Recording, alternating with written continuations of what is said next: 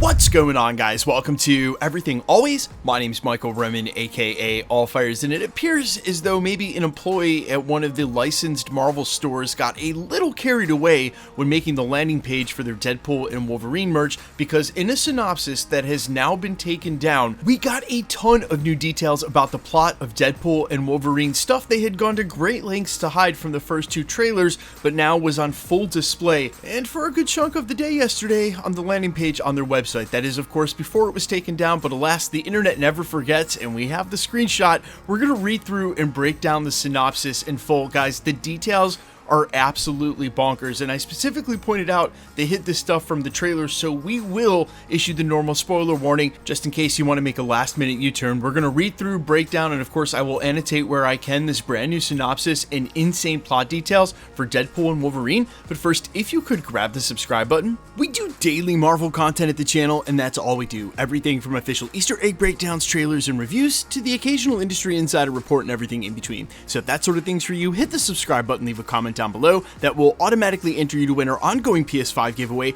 The next one is right around the corner to coincide with X-Men 97's finale next month. Again, all you got to do, be a subscriber, leave a comment if you want, stick around to the end of the video. We get into all the giveaway stuff again there. Okay, so the normal spoiler warning that's customary at the channel just tells you guys to take everything with a grain of salt and reminds you that sometimes people get things right, then we normally launch into a rumor. Today's news is a little bit different, and only because this seems to be official and of course was taken down rather quickly after people discovered it. So it goes along the lines of, if you want to go into the unknown not knowing and it's in any way going to ruin your Deadpool and Wolverine experience, and in case this is an official synopsis with details they wanted to save for the third trailer or the film itself, now would be the time to back out. I ain't mad at you. I'll see you in the next video. Okay, so what this was a full plot synopsis posted to the landing page for Deadpool and Wolverine at Marvel's Zazzle store. Zazzle is a place where you can go and create and design your own merchandise with the licensing built in, and this is what they posted briefly under the About section. Quote, "The Time Variance Authority, or TVA, was established in Loki as a bureaucratic organization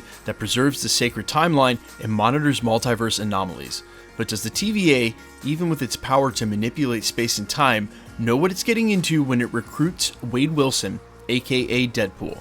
Following a long-established bromance with Wolverine, played by Hugh Jackman, Deadpool, played by Ryan Reynolds, is about to team up with the Adamantium Man, and not only will they be working to defeat a range of villains plaguing the Marvel Universe, bub, but they'll be gate-crashing the MCU franchise too, and putting their own R-rated 20th Century Fox-style twist on some of our favorite moments from phases 1 through 4. Expect to see a few cameos, along with some iconic costumes and personalized products in our officially licensed store for Deadpool and Wolverine below." Okay, so obviously, again, the trailers have not revealed any of this, but this is confirming that they are going to be in the MCU for at least some portion of the film, which we were waiting to see. We also know now that, of course, they're going to put their twist on special moments phases 1 through 4, which promises to be absolutely nuts. So all that buzz about the post-credit scene, the cameos we might see, how crazy wide this film may go, things like Wolverine versus the Hulk, that's all back in play, and then really recontextualizes some of the limited marketing images we've gotten outside of sort of logoed merchandise, where we saw this shot very early in a Total Film magazine of Deadpool and Wolverine in a city with the silhouette of Falcon and what looks like other Avengers up on the top of the skyline. If that's the same New York City they happen to be in and during this scene, then this might actually be the 616 and one of the consequences of them jumping through that unknown portal. We have a full theory on that coming in a future video. Now, with them specifically saying some of our favorite moments from phases 1 through 4, that doesn't just mean any moments, that means huge moments like Avengers Endgame, and I don't honestly think that there is anything that is sacred. They said they weren't going to mess with the Logan timeline, and now it looks pretty apparent by some of the footage we have that's one of the things that they're absolutely going to mess with. I don't think, again, anything's off the table, and if Kevin Feige okayed it, I could totally see them revisiting Avengers Endgame, revisiting Civil War, revisiting obviously Thor Ragnarok. And speaking of Thor, we know from Comic-Con that there was some small footage shown that included a scene where Chris Hemsworth's Thor was crying over Deadpool's body. We found out since then that that's actually essentially repurposed archival footage they have, I assume left over from Dark World, and that would be the scene where he's crying over Loki's faked death. But what's really cool, and especially, well, we'll talk about this in a second, but what's really cool is if they have a ton of this archival footage for the big action stuff so that they can make sure the continuity is there. We know that they're doing reshoots right now to add cameos. They can do the close-ups once they get the actors to agree to come back and sort of recontextualize the scenes, right? So you can staple Deadpool and Wolverine into some action scenes, say from Avengers 1 in the Battle of New York.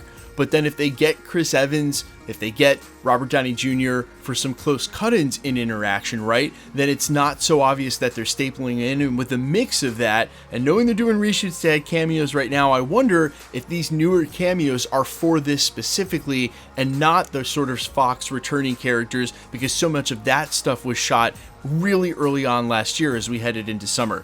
That being said, I know that there was super hype headed into Multiverse of Madness for it to be the same kind of thing, and while I think Mom is a great Marvel film, but admittedly the Illuminati scenes were a little bit sterile. There were COVID restrictions, they didn't shoot at the same time with each other, you could really feel it during the battle, and I bring that up only to say, when you have this sort of expectation of the multiverse, you want characters to interact, and a better analog for what they're trying to do, or at least explained by the synopsis with Deadpool and Wolverine, would be, say, Avengers Endgame, where they went back in time and we saw them in classic spots in the MCU, and I'm not saying that those scenes didn't work, but what I'm saying is for them to work in Deadpool and Wolverine, there's going to have to be interaction between those characters, because that's what the audience is really going to want to see. If Deadpool and Wolverine show up during the Battle of New York, we're going to want to see them interacting with Hulk and Steve Rogers and Iron Man, and if they don't, it is going to feel a little like they're stapled in. So I hope that with their experience doing this, and again with a good mix of sort of bringing people back for the close-up tight shots to recontextualize the scene to make them feel like they're really there, that the interactiveness will be there to deliver on the hype that's now building, and very obviously for Deadpool and Wolverine. But guys, let me know down below if any of the scenes are on the table, since they specifically say our favorite scenes, phases 1 through 4. What do you got? What's your top 1 or 2 scenes that you want to see Deadpool and Wolverine interacting with any of the OG characters? I am all ears. I think it's all on the table. I cannot wait for this film. I definitely can't wait for the next trailer either. Let me know down in the comments quickly. Let's get into the giveaway stuff before I let you go.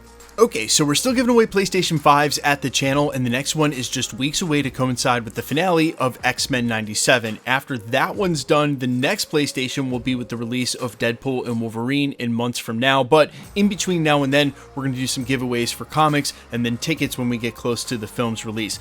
In the meantime, if you want to be entered to win, or for any of the other future prizes or giveaways here at the channel, all the same rules will always apply. Hit the subscribe button because you need to be a subscriber, then leave a comment down below. Because it's truly random, the more videos you comment on, the better chance you have of winning. The best way to keep up the content has always been to hit the notification bell with all notifications turned on, and as always, if you like today's video, I'd appreciate it if you'd hit the like button. My name's Michael Roman, you can find me in a couple of places. Instagram and Twitter at I'mFires. You can also find me on Spotify, YouTube, Amazon, Apple, iTunes, wherever you listen to original music under the name All Fires. And while I sincerely appreciate you checking my music out, thanks for checking this channel out. Stick around, we'll be posting again real soon.